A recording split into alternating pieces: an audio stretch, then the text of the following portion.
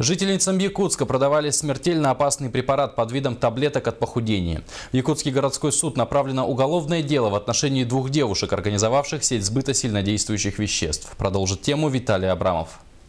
В марте этого года жительница Якутска со своей подругой решила организовать собственный бизнес. На одном из интернет-ресурсов столицы они разместили объявление о продаже волшебных пилюль для похудения, которые содержали в себе сильнодействующее вещество сибутрамин.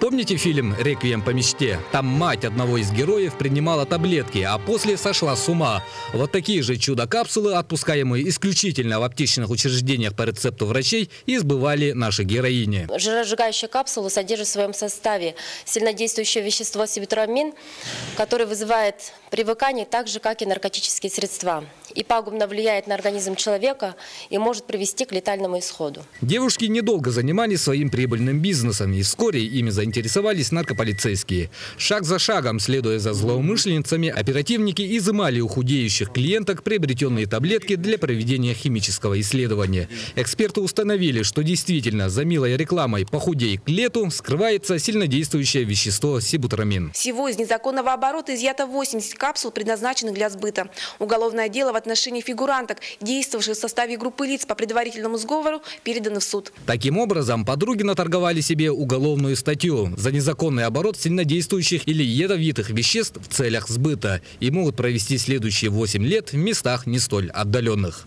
Виталий Абрамов, Семен Васильев. Новости столицы.